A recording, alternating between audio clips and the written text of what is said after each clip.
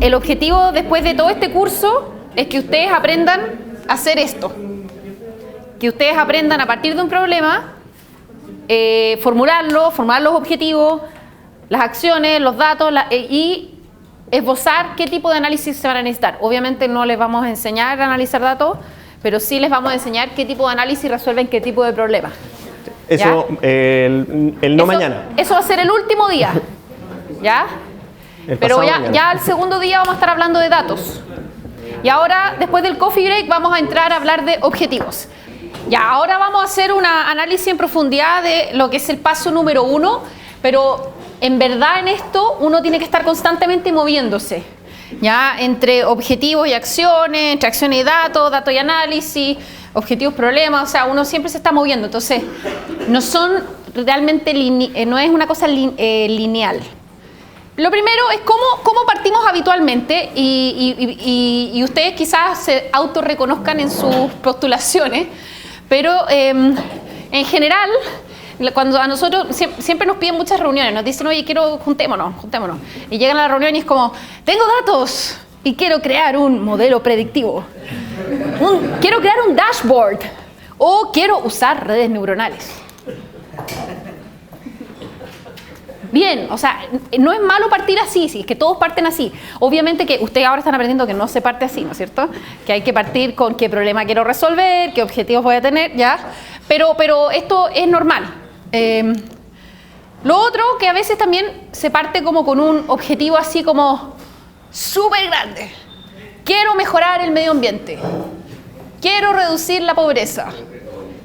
Que sí, son objetivos, ¿no es cierto? Pero son muy amplios, muy grandes, muy macro, que obviamente cuando estamos hablando de un proyecto de ciencia de datos, vamos a tener que empezar a hacer esa bajada de aterrizar, ¿ya? También nos pasa mucho que somos un organismo que hace esto y queremos hacer algo con nuestros datos, ¿ya? Y obviamente que cuando dicen queremos hacer algo, ahí es donde uno empieza, ¿qué problema quieres resolver? Si tuvieras datos, ¿qué cosas cambiaría? O sea, hay que hacer ese proceso como de volver atrás, ¿ya? Pero partir así es lo normal. Así que no se sientan como raros si así les llega, especialmente también los que están de las áreas de TI, probablemente quizás así llega la gente, pero así llegan los organismos públicos a hablar con nosotros. Y a los de Chicago también, esto es como común. Obviamente no es lo que queremos, pero sí es importante hablando de los objetivos. ¿Estos cuáles objetivos son? ODS. Los objetivos de desarrollo sostenible.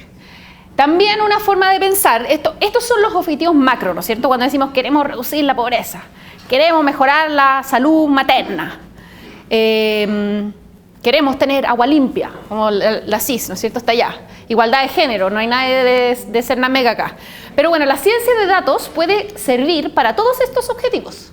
Los macroobjetivos, que por supuesto vamos a aprender cómo bajarlos, ¿ya? Y de hecho la gente de McKinsey hizo este mismo estudio que les dije, que analizaron que solo un 30% de los proyectos se habían implementado. Bueno, ellos hicieron un mapeo de cómo estaban los proyectos distribuidos por objetivo del ODS.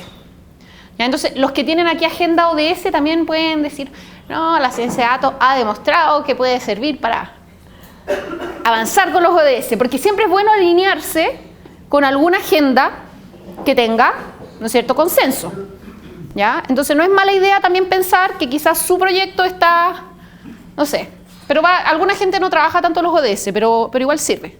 O sea, la ciencia de datos se puede también alinear a los objetivos, pero esos son muy macro y los vamos a tener que ir bajando. Los mismos ODS tienen como una agenda de medición, con indicadores, ¿no es cierto? Entonces ahí también uno puede ir a sacar ideas. Pero bueno, la pregunta, algo lo vivimos con Andrés cuando empezó con el ejercicio. Una de las cosas claves cuando ustedes están definiendo un objetivo es preguntarse ¿para qué? ¿Para qué? Todo el rato, hasta tratar de llegar a la matriz. ¿Para qué quiero generar un modelo predictivo? ¿Se acuerdan al principio llegaban, quiero generar un modelo predictivo? Bueno, ¿para qué? Bueno, para fiscalizar mejor. Bueno, ¿y para qué quieres fiscalizar mejor? Entonces empezamos a pensar en el para qué y empiezan a aparecer las respuestas, ¿ya? Para que disminuyan los episodios críticos para que los peces, ¿no es cierto?, no se agoten, en el caso de Cernapesca. Lo mismo, ¿para qué quiero visualizar y analizar los datos? Muchos de ustedes hablan de indicadores. ¿Para qué quiero generar indicadores? El tema es que a veces estas preguntas al responderlas igual siguen siendo como muy genéricas, ¿ya? Porque entonces aparecen estas respuestas. Para tomar mejores decisiones. La primera pregunta que yo le haría es, ¿qué significa tomar mejor decisión? ¿Qué decisiones? ¿Qué es una mejor decisión? ¿Por qué crees que se están tomando malas decisiones? ¿Ya? Todas esas son preguntas que uno tiene que hacerse cuando está formulando, ¿ya? Entonces, ahí son preguntas que yo haría. ¿Qué decisiones? ¿Qué cambiaría si decidieras de manera diferente? Bueno, no, lo que cambiaría es que finalmente la empresa, en el fondo el periodo de los incumplimientos se reduciría. Ok, ahí estamos empezando a entender qué significan estas mejores decisiones. Otra respuesta típica es para ser más eficientes. Que está bien, porque, ¿no es cierto?, la eficiencia es algo importante en el sector público. La eficiencia, la eficacia. Pero lo mismo, todavía es muy genérico. No podemos formular un objetivo que diga para ser más eficiente. ¿Ya? Todavía es muy arriba. La ciencia de datos hay que aterrizar. Entonces, pregunta que los haría yo. ¿Qué significa ser eficiente para tu servicio? ¿Qué lograrías si fueras eficiente? ¿Ya? Hay que tratar de ir aterrizando. No es fácil. Pero por eso este curso lo diseñamos con estas dos tareas, en donde en la primera completan la hoja completa y después la segunda la vuelven a completar, pero con un par de énfasis distintos. Y van a recibir retroalimentación nuestra en las dos. ¿Ya? Entonces la idea es que esto les sirva para ir iterando, como dicen en innovación, iterar es una nueva vuelta, una nueva reformulación hasta que logren algo que sea, o descarten su proyecto o logren algo que flote, digamos, que sea factible. ¿Ya? Bueno, en esta etapa, cuando yo formulo los objetivos, pasa que tengo que volver al problema. Me empiezo a dar cuenta que no tengo bien descrito mi problema, tengo que realmente volver y profundizar la descripción del problema. Hasta lograr esa descripción bonita que les mostré del envenenamiento por plomo. Y ojalá todos pudiéramos describir nuestro problema bien redonditamente de esa manera. Y además, vamos a tener que en esta etapa acordarnos de los riesgos que vamos a tener, porque cuando formulemos objetivos estos riesgos a veces nos pueden dar ciertas restricciones. Por ejemplo, en Boston querían mejorar la sanidad, digamos, la higiene y seguridad, higiene se dice, de los restaurantes. Es como el SESMA. ¿Ya? Pero esto es la ciudad de Boston, que tiene como una función tipo SESMA, que fiscalizan a los restaurantes. Entonces, tenían pocos fiscalizadores, muchos restaurantes, tuvieron un episodio de salmonela, ¿no es cierto? Alguna cosa como que lo puso en la visibilidad, entonces el alcalde no, hay que mejorar la seguridad alimenticia, no sé si se le dice así, pero más o menos del estilo. Entonces, vamos a ver si podemos focalizar nuestras inspecciones. Modelo predictivo. Tomaron datos de Yelp, que es un sistema donde la gente evalúa restaurantes o servicios en general, más datos de todas las inspecciones anteriores de restaurantes, y hicieron un modelo que tomaba, en el fondo, detectaba el procesamiento de lenguaje natural, porque cuando la gente pone una estrella, 0 estrella, ratón, pone como ciertas palabras que son claves, te puede dar indicio de que hay problemas. Pero en Estados Unidos hay un tema muy clave de la equidad entre los grupos raciales.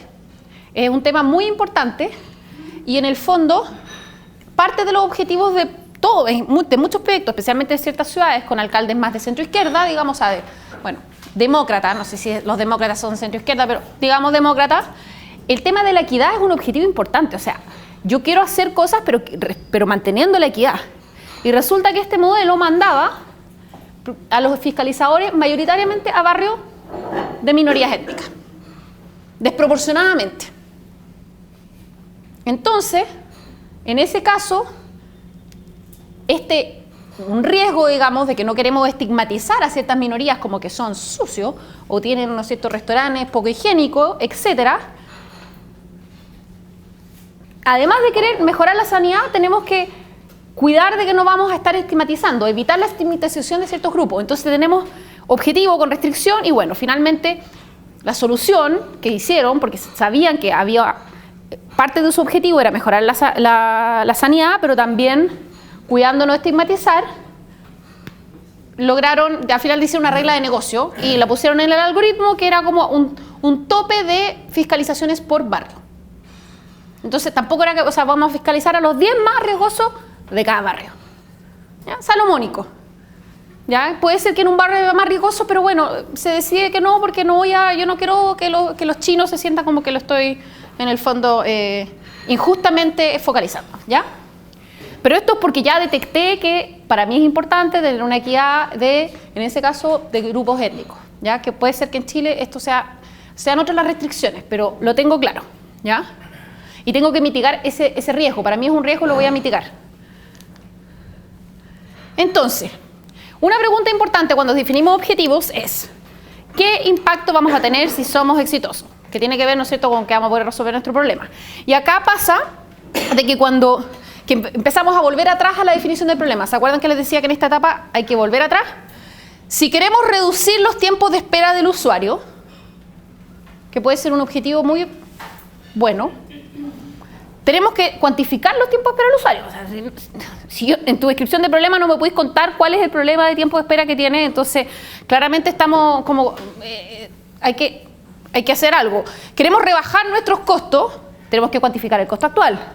Aumentar X, tenemos que establecer una línea base de operación del servicio. Entonces, en esta etapa también, en la medida de lo posible, tenemos que tener un problema definido con información que luego nos va a permitir medir estos objetivos que nosotros vamos a poder medir y ver si mejoramos o no mejoramos. ¿Ya? Entonces tenemos que hacer esta como ecuación de lo que buscamos con cómo eso está reflejado en nuestra definición del problema. Les voy a empezar a mostrar algunos ejemplos. ¿Ya?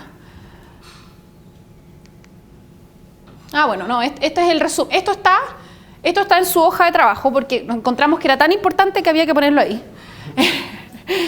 Pero el primer punto se relaciona con lo que ya les dije. Uno parte, ¿no es cierto?, diciendo, quiero hacer un modelo predictivo.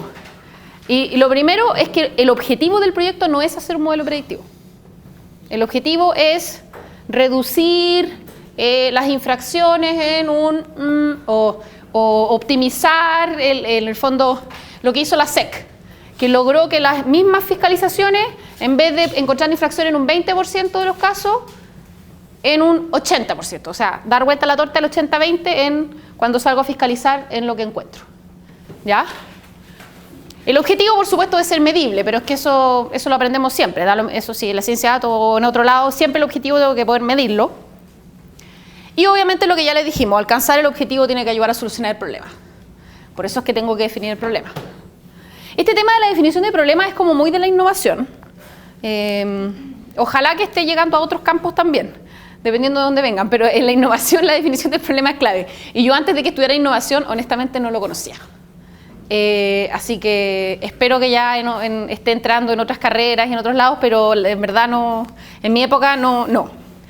Aquí hay algunos verbos que pueden servir para armar un objetivo, porque habitualmente uno trata de mejorar, maximizar, aumentar, disminuir, mitigar, reducir, para entender, pero algún resultado, alguna métrica. Algo que yo puedo medir, trato de cambiarlo, aumentarlo, disminuirlo, ¿ya? Y los objetivos, como les decía, tienen limitaciones. Y tienen trade-offs, que no hay una buena definición, pero se habla de compensaciones, pero en verdad no hay una buena definición de trade-off en general. Y los objetivos, cuando uno identifica el objetivo, tiene que identificar la limitación. Y hay limitaciones clásicas, y se las pusimos ahí porque para que ustedes piensen en su proyecto y digan, tengo esta limitación, sí, no. Presupuesto, falta capital humano, restricciones legales, voluntad política y licencia social. Que vamos a aprender. Licencia social es que algo sea aceptable para la comunidad. ¿Ya? Más allá de lo legal. Tiene que ver con percepción, tiene que ver con la cultura, que es cómo las normas sociales van evolucionando. ¿Ya? Y también eso es importante. Pueden haber más restricciones en algunos temas que en otros. ¿Ya? Entonces ustedes cuando identifican su objetivo, identifican al mismo tiempo la limitación. Y les voy a mostrar algunos ejemplos bien concretos para que sepan a qué me refiero. Pero esta tipología más o menos cubre todas las limitaciones que pueden existir. Si se les ocurre otra como tipología, avísenos porque queremos mejorar nuestra metodología. ¿Ya? Y finalmente van a ocurrir a veces que hay objetivos contrapuestos. Y les vamos a mostrar algunos ejemplos. Y eso es normal. ¿Ya? Ok. Hablando de objetivos contrapuestos. Entonces, nosotros somos el Ministerio de Salud y supongamos que tenemos dos divisiones. Una que quiere reducir el VIH y otra que quiere reducir el abuso de sustancias. ¿Ya? De droga. Entonces, supongamos que una de las causas de por qué está aumentando el VIH en Chile es por los contagios entre drogadictos. ¿Ya? Y nos empiezan a contar de que en otros países una de las formas de evitar el contagio de VIH entre drogadictos es establecer un programa de intercambio de jeringas. Que es básicamente que la persona va, entrega una jeringa usada y recibe una limpia. ¿Ya? Los drogadictos. Ya esto existe en algunos países. Ok. ¿Qué creen que opinará la división del MinSal encargada de reducir el VIH? ¿Qué le importa a ellos? ¿Cuál es el objetivo de esa división? Reducir el VIH, ya.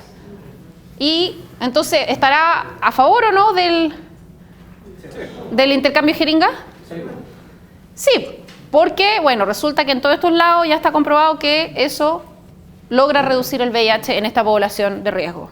Y que se ha identificado que en Chile ya esa población es un tema. ¿Ya? Ahora, ¿qué va a pasar con la división de consumo de drogas? ¿Sí? ¿Cómo se llama esa división? Si es que existe, pero bueno, supongamos que existe. No, pero adentro del MinSal. Si hubiera una división adentro del MinSal. ¿Qué pensaría esa división? Estar entregando jeringas a los drogadictos y después estar fomentando. Esa jeringa se la pasa a otra persona, es más disponible, más fácil drogarse. Están legitimando la acción de drogarse, además entregando una jeringa para drogarse. Entonces tenemos dos objetivos que en este caso están opuestos. O sea, o que entran en tensión, ¿no es cierto? ¿Cuánto le cuesta más? ¿Cuánto vale un contagiado menos de VIH versus el costo marginal de mantener ese drogadicto o un drogadicto nuevo? ¿Ya? Y ahí uno empieza a compensar trade-offs, o sea, vamos a tener que ver, estimamos eso, cuál escogemos, pero eso es la realidad. O sea, una cosa tiene unos efectos. Alguien te podría decir, no, pero es que esta gente que ya está drogada y no hay forma de sacarla, por lo tanto no van a haber nuevos drogadictos. Bueno, el otro te dirá, no, la experiencia muestra que en otros países después de intercambio de jeringa aumentó la drogadicción. Y habrá toda una discusión, ¿ya? Pero hay objetivos que se contraponen.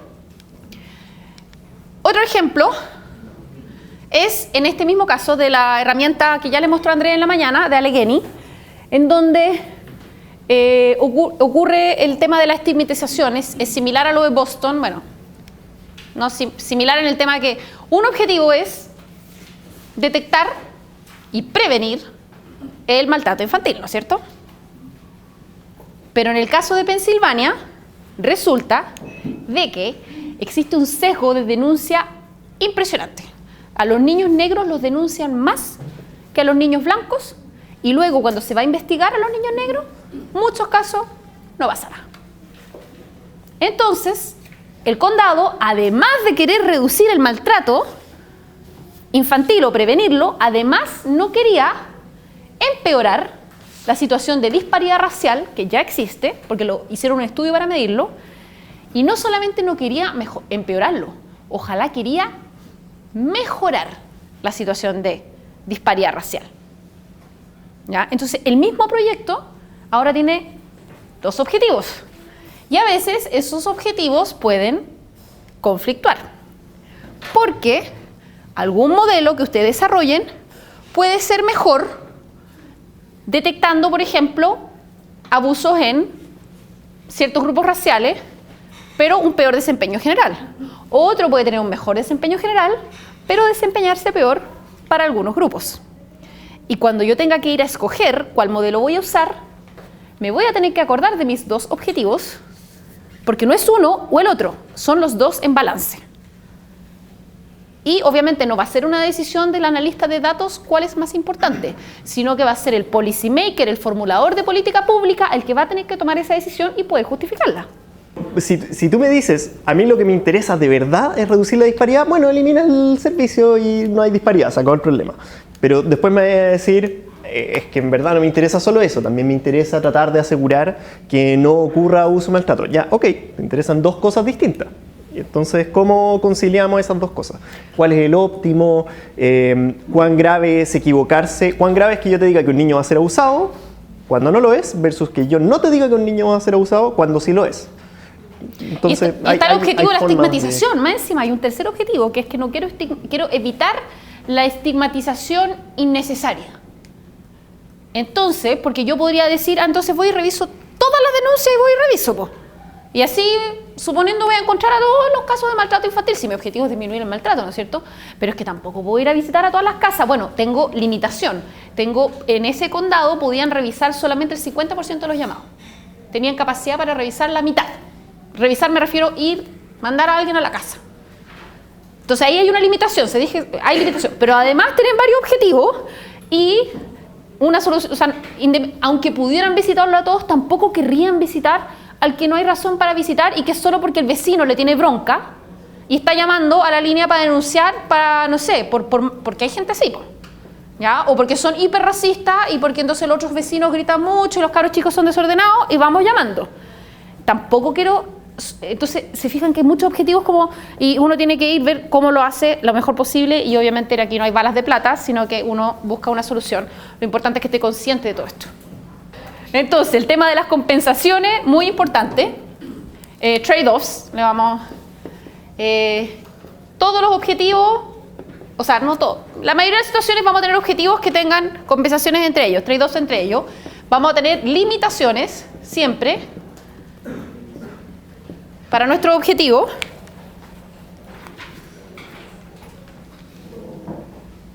Y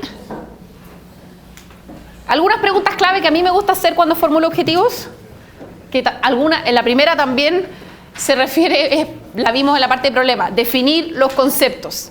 ¿A qué te refieres con actuar de manera proactiva? ¿A qué te refieres con episodio crítico? Reducir la duración. Bueno, ¿qué duración? ¿De cuánto estamos hablando? ¿Días, meses? No sé. Ir a la razón de fondo, es un poco reiterar lo que les planteé en unas primeras láminas. El para qué es clave aquí para poder definir un objetivo. Y pensar siempre en el impacto. Si todo sale bien, ¿qué voy a lograr? ¿Qué impacto voy a tener? Ya esto un poco en el modelo del marco lógico. No sé si lo han visto alguna vez, en donde al final tal impacto. Bueno, sí, hay que pensar hacia allá. ¿Qué voy a lograr? ¿Ya?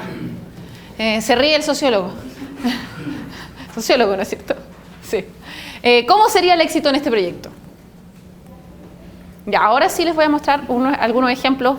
Estamos usando casi siempre los mismos ejemplos para que se vayan familiarizando y además porque son buenos para enseñar. Entonces tenemos nuestro cliente es el Departamento de Salud Pública de Chicago. ¿Ya?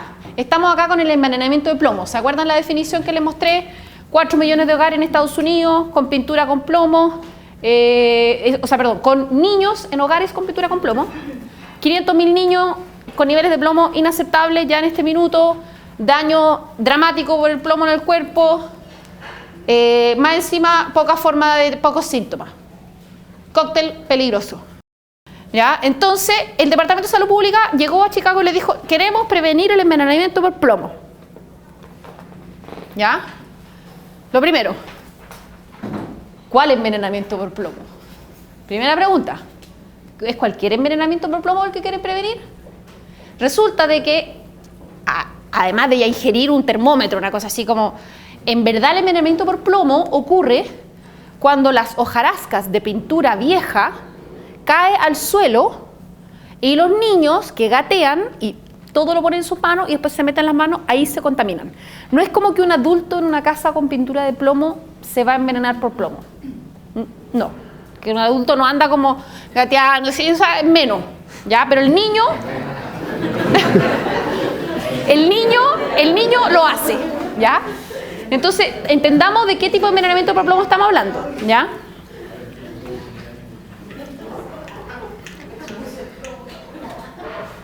Después partieron, este era el objetivo inicial del proyecto, dijeron, queremos aumentar la eficacia de nuestras inspecciones de riesgo de plomo. Ya. ¿Qué significa eficacia? Bueno, que cuando vayamos a una casa encontremos envenenamiento por plomo, o sea, encontremos que haya plomo. Ya, pero ¿en cualquier casa? No, en las casas donde haya niños. ¿Qué pasa con el tema de cuándo debiera yo encontrar el envenenamiento por plomo? O sea, no el envenenamiento. ¿Cuándo debiera yo encontrar la presencia de plomo en una casa de un niño? ¿Qué acciones creen ustedes que podía hacer el Departamento de Salud o la ciudad de Chicago para solucionar este problema? ¿Qué potestad tenía? Decirle, señor, su casa está envenenada, píntela. ¿Ya? ¿Qué pasa si las familias son muy pobres? ¿Qué creen que había? ¿Ah? ¿Algún subsidio? Un programa, de hecho, había un programa de que la ciudad te daba plata y para reparar, en el fondo, tu casa. Y de hecho, reparaban edificios completos, cuando se dan cuenta. ¿Ya? Entonces, la acción que había era ir y remover la pintura con plomo y pintar nuevamente. ¿Cuándo tendríamos que hacer eso para evitar el envenenamiento por plomo? ¿Ah? Antes del nacimiento de los niños. Ya, ¿cuándo los niños, cuándo se ponen a gatear más o menos? Ah, mira cómo varía. Ya, más o menos lo más temprano acá que haya tenido una guagua, lo más temprano que gateó. Ya, 7 meses, ya. Digamos que es una guagua súper dotada, a los 7 meses estaba gateando. Ya, pero más o menos sí, efectivamente 6-7 meses es lo más temprano que una guagua puede gatear. Antes está en brazo. De hecho, antes de los 6 meses es muy difícil que una guagua se contamine, porque no tiene, en el fondo no anda con el polvillo metiéndose en la boca y todo, ¿ya? Ojalá entonces antes que la guagua empiece a gatear. Efectivamente, una limitación era que para evitar el envenenamiento por plomo había que más o menos enterarse un año antes, porque entre el tiempo de tramitación más el tiempo que se demora en encontrar el proveedor, pintar la casa, hay que sacar a la familia, o sea, un cacho más o menos, ¿ya? Entonces, el Departamento de Vivienda le dijo al Departamento de Salud, mira, si tú me decís un año antes dónde están estos hogares, ok, ¿ya? Y acuérdense que el objetivo es evitar el envenenamiento por plomo, por lo tanto no sirve que me digan, hoy nació un niño, o sea, hoy ya estamos tarde, hay que correr 6 meses, ¿ya? Entonces, un año. Entonces, cuándo hay que encontrar ese envenenamiento? O sea, ese posible posibilidad de envenenamiento en un hogar con un niño. Con el modelo de Santa. Más o menos cuando la mujer está embarazada. Muy bien. Más o menos cuando la mujer está embarazada, unos 6 meses, a los 3 meses más o menos cuando la mujer empiezan a contar, ¿cuándo es el primer control? Primer control posible desde que tú crees que está embarazada. Ya bueno, pongámosle que Chile crece contigo creo que a las 14 semanas. Más o menos. Ya. Entonces, es razonable pensar que hay un momento en la política pública donde la madre embarazada llega al hospital, o sea, mejor dicho, al CESFAM o lo que fuera. Entonces, en ese momento sería útil encontrar, estimar un riesgo, ¿no es cierto? Porque todavía tengo un año, más o menos, para poder, un año antes que la guagua gatee, para poder aplicar el mismo subsidio que ya tengo y pintar la casa, ¿ya? Entonces, bueno, lo primero que partimos del envenenamiento por plomo y bajamos a que en verdad son los niños, queremos evitar que los niños se envenenen por plomo, porque ahí está el problema. Ojo que el tema era tan terrible que el niño funcionaba como un sensor, porque cuando el niño llegaba al hospital, le hacían el examen de sangre y encontraban que tenía envenenamiento por plomo. En ese minuto el Departamento de Vivienda mandaba gente al edificio y ahí empezaba todo el proceso para pintar el edificio. Entonces el objetivo maximizado, o sea, modificado, empezó maximizar el número de inspecciones que encuentran plomo en hogares donde hay un niño en riesgo antes de que se exponga al plomo. Porque no sirve encontrarlo cuando ya es muy tarde. Hay que encontrarlo antes de que se exponga. Y ese antes, ya vimos que la definición es, bueno, 6 meses es el momento crítico, pero ya sabemos que nos demoramos un año, por lo tanto, un año antes que nazca, básicamente. Y finalmente el objetivo que terminaron, después de todo este proceso, identificar cuáles niños corren un alto riesgo de envenenarse con plomo en su hogar en el futuro y orientar las inspecciones a estos niños. Porque empezaron mucho como que hay que encontrar hogares. Pero después era como, no, pues que no queremos todos los hogares, queremos lugares donde hay niños.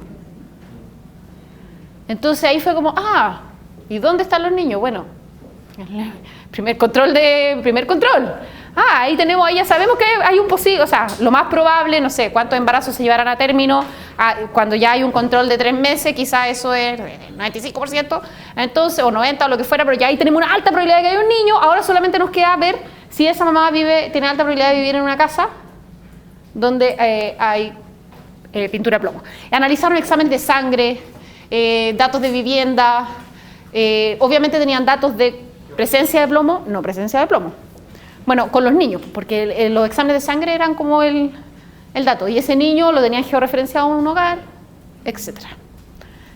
Este proyecto es bien bonito, se demoraron como 4 años en implementarlo, pero ahora ya funciona. Entonces, cuando el doctor abre su consulta, su ficha clínica digital, le aparece una cosita y le dice aquí hay alto riesgo, entonces ahí ya tiene que ponerse a conversar con la mamá y su hogar de cuándo es, y empezar y decir ya. Y se manda al departamento de vivienda una notificación y mandan a un inspector a la casa. La misma plata que ya hacían, o sea, solamente que cambiaron el timing de la acción, ¿ya? Muy bonito este proyecto, es uno de mis favoritos. Bueno, las restricciones, le puse 6 meses, pero en verdad es como un año, ¿ya? O sea, 6 meses desde que como que ya saben dónde ir. Y solo se pueden reparar 2.000 viviendas al año. No sé si son 2.000, pero no es que pudieran repararlas todas tampoco, ¿ya? O sea, hay que encontrarlas donde van a estar los niños, que se van a contaminar, ¿ya? Preguntas. En este caso, pero es que ¿vieron cómo fue evolucionando así? De lo más hasta... Pero ahí pasa por analizar también las acciones. Por eso, independiente que estemos como solo en los objetivos, igual tenemos que empezar a ir hacia adelante, de qué vamos a hacer. En este caso, la acción es reparar la vivienda, reemplazar la pintura, ¿no es cierto? Igual tengo que tenerlo claro para poder volver atrás y formular mi objetivo.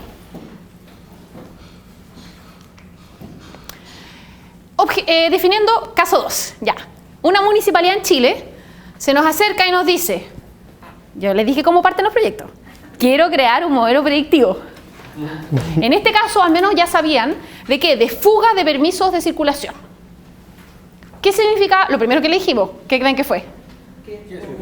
Muy bien, ¿qué es fuga? Y nos dicen, bueno, no, es cuando alguien paga un permiso un año y al año siguiente ya no lo paga. Fuga, ok. Yo decía, no sé si me gusta tanto la palabra, pero bueno, le llaman fuga, ok, fuga. Entonces empezamos a explorar, ya, pero ¿y por qué es tan problemático para ti que se te fuguen personas? Y nos decía, claro, el problema de la plata es que no, es que los permisos de circulación son una importante fuente de recaudación municipal. Entonces, ¿y qué ha pasado con tu tendencia histórica de permiso de circulación? No, igual está creciendo, o sea, ha ido creciendo lentamente, pero hay ciertos subsegmentos que vemos que baja, pero en general sube. Ya, pero entonces, ¿qué es lo que realmente quería hacer? No, si en verdad quisiera recaudar más. ¿Ya? Me parece bien que quieras recaudar más. Hay muchas formas de recaudar más, ¿no es cierto? O varias, no solo una, no solo reducir la fuga. ¿Ya? Entonces empezamos a ver como, mira, podrías atraer nuevas, estas son acciones. ¿Ya? Atraer nuevas inscripciones de patente o usuario pasado. Otra acción que ellos como que venían, no es que quiero retener, pero no necesariamente. Quizás yo le decía, bueno, pero ¿qué pasa si vas a buscar nuevos? ¿Puedes buscar nuevos? Empezamos a analizar esto. Además yo le decía, bueno, ¿y si alguien se va a vivir fuera de la comuna, que lo va a tratar de retener igual? Como que, no sé, de repente la gente tiene como un deber cívico de pagar su patente donde vive. Quizás hay gente que no es retenible, por decirlo así. ¿Tienes capacidad realmente de retener? O lo otro que le preguntaba es, bueno, ¿qué significa retener? ¿Qué harías para retener? no, mandaría, no sé, correo. Y yo, bueno, ¿por qué no le mandáis correo a todos? ¿O no? No sé. O sea, ¿por qué va a querer un modelo predictivo? Mándale un correo a todos tus contribuyentes. No, es que igual podríamos hacer otras acciones. ¿Como qué? No, llamar.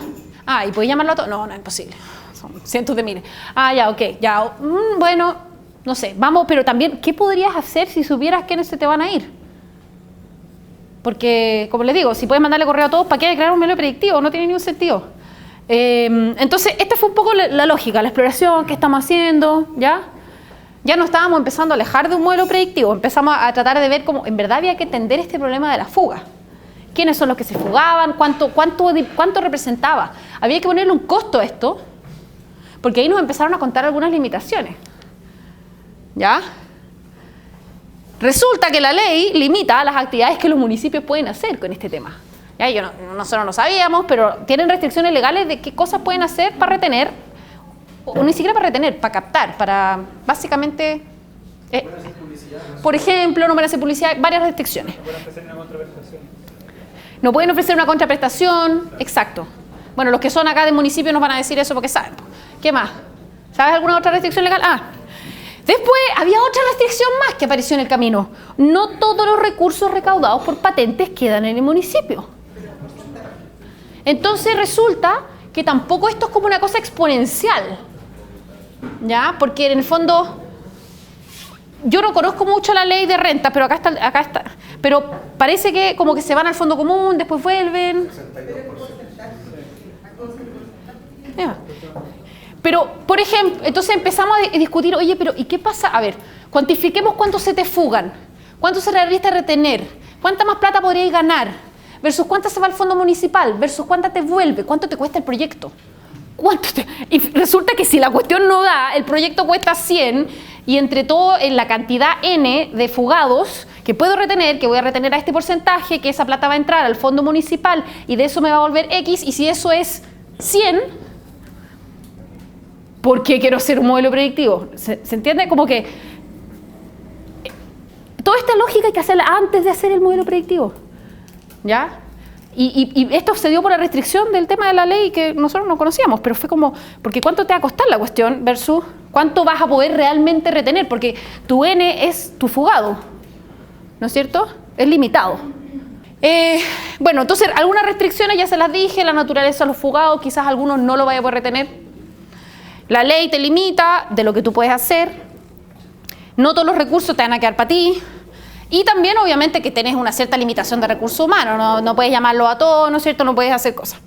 Entonces, empezamos a entender que aquí la clave era qué pasa con estos fugados. Y decidimos que al final lo mejor era hacer un análisis exploratorio del tema de los fugados y ver si es que quizás daba para un modelo predictivo, pero en verdad nosotros sospechábamos fuertemente que no iba a dar, pero era mejor acordar un análisis exploratorio, ¿ya? Y una cosa clave era dimensionar el ingreso máximo que podría tener el municipio por dichas retenciones. Bueno, y el resultado de esto fue, uno de los resultados fue que había, en este tema de analizar quiénes pagan las patentes, cuánto pagan, se encontró que habían una cierta cantidad de usuarios que pagaban muchas patentes en el municipio. Muchísimas, una proporción altísima porque no sé si eran automotoras, no sé, pero tenían muchas patentes en el municipio, entonces y eran como 12. Entonces, si tú hacías acciones sobre esos 12, básicamente estabas ahí cubriendo, no sé, tu 80, y que la capacidad de recuperar por los fugados era, creo que era del orden de unos 120 millones, no era tanta plata, entonces como que empezó a perder fuerza este tema del modelo predictivo. Pero entre medio aprendieron, oye, mira, si vamos a estos 12 y a esto lo atendemos bien, ¿dónde estamos? Estamos aquí, o sea, al menos en la base de mantener el ingreso, bueno, eso no resuelve quizás el aumentar, pero se fijan, entonces hay que tener ojo cuando uno se mete a un proyecto y empezar a ser escéptico, no partir con el tema de que era un modelo predictivo. ¿Qué problema quiero resolver? ¿Cuál es mi objetivo? En este caso el objetivo, recaudación. Quiero más plata por permisos de circulación. ¿Ya? Ese es el caso 2. Este es un caso real. Los dos son reales, pero este es nuestro y el otro es de Chicago. ¿Se acuerdan del tema de las ambulancias? Solo 58 vehículos de emergencia, solo 12 ambulancias. 70.000 llamados de emergencia anual. Estos fueron 3 objetivos que determinó este proyecto. Por un lado, había un tema de ver si los paramédicos estaban como óptimamente ubicados, ¿ya? Porque ellos tenían la posibilidad de mover como la ubicación de los carros de emergencia, ¿ya? Entonces había un tema de ver en qué lugar podemos asegurarnos de que su ubicación sea óptima para un futuro despacho. Ojo que si yo no pudiera modificar la ubicación de mis paramédicos, probablemente no, porque no sé, porque los camiones son tan grandes, no tengo dónde estacionar, etcétera, no va a convertirse en un objetivo de mi proyecto. Entonces, siempre tengo que tener, cuando estoy formulando mi objetivo, saber mis limitaciones. Si no tengo limitación y tengo, no sé, sitios puestos de la municipalidad en varios lados de Cincinnati, entonces sí podría determinar qué tal vehículo está allá. Después, había un tema de que había que optimizar el despacho porque yo no quiero mandar vehículos a donde no se requieren, pero también quiero mandarlos más donde se requieren. Entonces, tengo esos 2 objetivos, ¿ya? Porque si los mando mucho, si los mando mucho, pues después va a haber algo grave y no voy a tener un vehículo para mandar. Y tengo que evitar ese problema. Y, bueno, el objetivo general es maximizar de manera apropiada el limitado número de personal y ambulancia. Y aquí también había un tema, ¿no es cierto?, de manera apropiada, tiene que ver con qué tipo de siniestro es y qué tipo de máquina puede ir. Obviamente que eso también son restricciones que tengo, si es con escaleras, si es con, no sé, de accidente de tránsito, dependiendo, incendios, etc. ¿Ya? Pero aquí son objetivos para este proyecto en específico, que este proyecto sí se implementó en Chicago. Este proyecto es como muy similar a lo del Commander de bomberos de Chile, como la misma lógica. Conclusiones. Cuando formulamos objetivos, la solución técnica, esto se acuerdan que les dije, son las cosas que le tienen que quedar grabadas en el cerebro después de cada parte de nuestra metodología. Acá están, los takeaways. Sí. La solución técnica no es el objetivo, ¿ya? La solución técnica es como el modelo predictivo, el análisis en sí, ¿ya? El objetivo debe ser medible y alcanzar el objetivo tiene que ayudar a resolver mi problema. Clave. Siempre vuelvo al problema. Si se cumplen esas 3 cosas, vamos bien con los objetivos.